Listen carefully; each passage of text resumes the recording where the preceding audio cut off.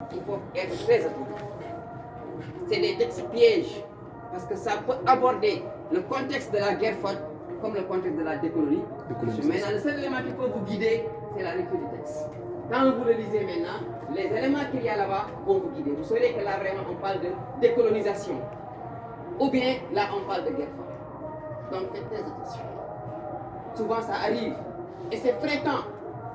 Parce qu'on se dit que les élèves, ils sont trop automatiques. C'est des gens qui agissent par réflexe. Ils ne vont pas réfléchir, hein. Ils voient Bandoum, ils se jettent.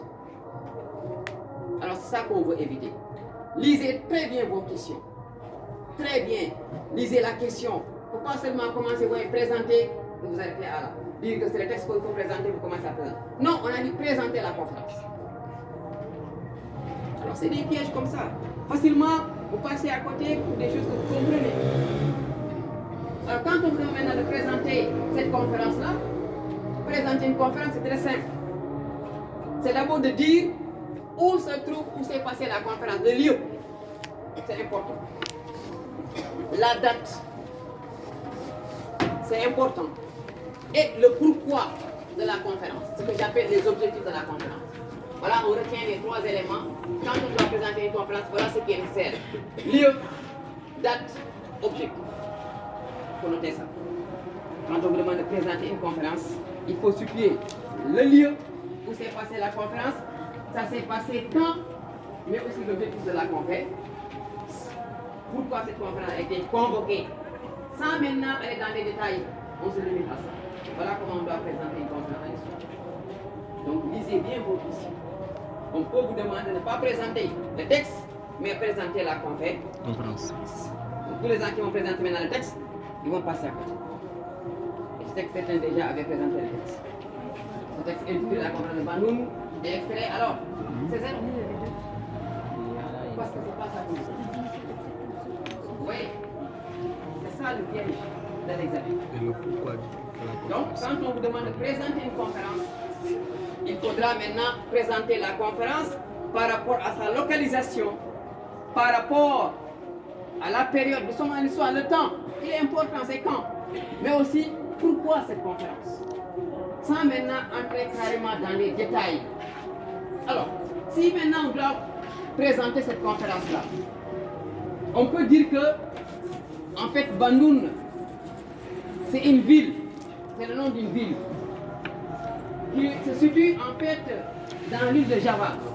En Indonésie. Présentement en Indonésie. Et faites attention. Là aussi, je vois que souvent on fait une confusion. Il y a l'Indonésie, Et il l'Indochine. y a l'Indochine, il y a l'Inde. Regardez. Ces trois pays-là sont différents.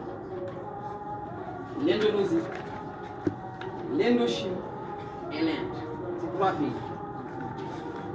L'Indonésie a été colonisée par les Pays-Bas, la Hollande. Celles qui ont colonisé l'Indonésie. Alors, l'Indochine par la France, l'Inde par la Grande-Bretagne. Vous voyez, c'est différent. Donc, Indonésie, Indochine, Inde, c'est trois pays différents. Maintenant, la conférence se tient en Indonésie, une ancienne colonie hollandaise. Donc, on localise Bandoum comme étant une ville située en Indonésie, une ancienne colonie hollandaise. Donc, comme la a été tenue dans cette ville-là, finalement, elle a porté le nom. Comme quand j'ai dit conférence de Yalta, même chose. Bandoum, c'est la ville où s'est tenue la conférence. Donc, quand on va présenter la conférence, alors il faudra indiquer le lieu. Parce que Bandoum est situé à Java, dans l'ex-colonie hollandaise qu'on appelle l'Indonésie. Ensuite, on revient maintenant sur l'année. Alors, si vous connaissez la date exacte, c'est le temps de pas l'année, mais la date exacte. Quel mois? Avril. Oui. 18 au 24 avril 1955. C'est important. Donc, 18, 24 avril 1955. Ça, c'est important pour un élève. C'est des informations qu'il faut avoir. Le 55. Il faut avoir la culture historique. important. Et ici, ce qu'on veut savoir, est-ce que vraiment l'élève est cultivé? Parce que le professeur peut faire son cours sans pour autant y insister. Il parle seulement de la date, l'année seulement il s'en va. Mais l'élève doit faire des recherches supplémentaires. Hein? L'année 55, mais quel mois? La date précise. Supposons à l'examen, quand un élève donne cette date-là, ça inspire confiance au correcteur.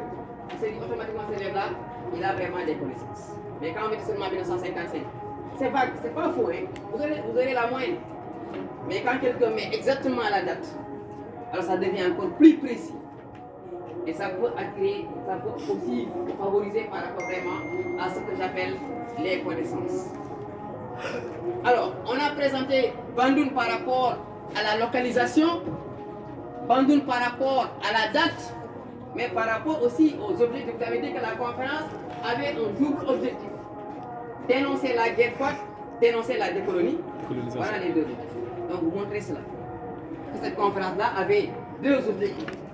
C'était dénoncer la guerre froide en créant le mouvement des non-alignés et dénoncer la décolonisation, la colonisation du monde. Dénoncer la colonisation. Donc c'était ça en fait, le motif ou les mots. Alors en prenant les trois éléments maintenant, vous en faites un texte. Vous avez présenté la conférence, c'est bon. Soyez pas trop bavard. On n'est pas là pour expliquer, parce qu'il y a une question où vous allez revenir sur les participants. Donc on n'a pas besoin d'en parler ici. Parce qu'il y a une question où on doit dire qui étaient présents à Bandoune. Et ça, dans les sujets, souvent on vous limite à 3. C'est bon. On ne peut pas citer tout le monde. Des conférences où il y a plus de 50 présents, quand vous citez seulement 3, c'est déjà beau. Alors, à cette conférence étaient présents des Asiatiques, étaient présents des gens venus du continent européen, comme le maréchal de la Yougoslavie. Il était présent. Alors, étaient présents des Africains, comme Gamal Abdel Nasser de l'Égypte. C'est clair. Alors, on va prendre maintenant quelques représentants à la conférence de Bandoune. Alors, on commence par Nehru, qui était venu de l'Inde. Il y a Soye Carlo, qui a représenté l'Indonésie en tant que tel. Vous avez Nasser. Vous avez Zhueng Lai de la Chine, qui va représenter Mao. Alors je me limite à ces quatre-là, c'est bon. Et maintenant, chacun, si vous avez la nationalité, Nehru c'est l'Inde, Premier ministre à l'époque. Soye Carlo, Indonésie. Premier ministre aussi. Nasser, président Égypte. Et Zhueng Lai maintenant Premier ministre de la Chine. Oui. Vous avez présenté en fait. C'est des conférences, c'est ce qui est. Maintenant, il y a plus, mais on se limite à ces quatre. Soye Carlo, c'est l'Indonésie. C'est lui qui va représenter le pays qui convoque la conférence. Alors, Gamal Abdel Nasser, c'est l'Égypte. Et Zhueng Lai, c'est la Chine.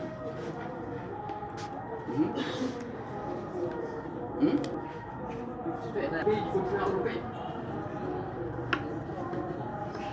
Maintenant, quand on vous dit par exemple que la Yougoslavie était dans ce cadre-là, ça peut poser problème pour quelqu'un. Comment ça fait que la Yougoslavie soit un pays d'Europe? Faites très attention. Et qu'il fasse partie des mouvements des non-alignés. Voilà une question importante en histoire. La Yougoslavie est un pays du continent européen, un pays communiste d'ailleurs, mais qui se range dans le bloc des non-alignés. Parce qu'après la conférence de Bandoune, il y a celle de Belgrade, capitale de la Yougoslavie. Alors pourquoi la Yougoslavie est dans le camp des non-alignés? Il faut comprendre, c'est très très important. Alors, en 1946, quand la guerre froide approche, je vous ai dit que Staline va commencer à imposer le communisme en Europe de l'Est. Il va d'abord truquer les élections en Pologne. Il va réussir. Il fait de la Pologne un pays communiste. Alors, c'est réglé. Mais dans les autres pays d'Europe de l'Est, il y avait des présents qui étaient favorables au capitalisme américain. Ou bien qui ne voulaient pas de la politique de Staline. Ils n'étaient pas d'accord avec Staline. Et maintenant, Staline voulait dans tous ces pays-là, mais des présents alors qu'ils le vénéraient. Février 1948, c'est le coup de Prague. On se rappelle de la leçon. Et Staline va envoyer des hommes qui vont tout faire pour renverser Edouard Beneš à la tête de la Yougoslavie et mettre en place un président communiste, Gottwald. Là, il réussit. Alors, une fois qu'il réussit maintenant, il s'en va en Yougoslavie. Pourquoi? Parce que lui, le maréchal Tito, ne le vénère pas. Tito est un communiste, mais qui n'adhère pas à la philosophie de Staline. Il n'est pas d'accord avec la façon dont Staline faisait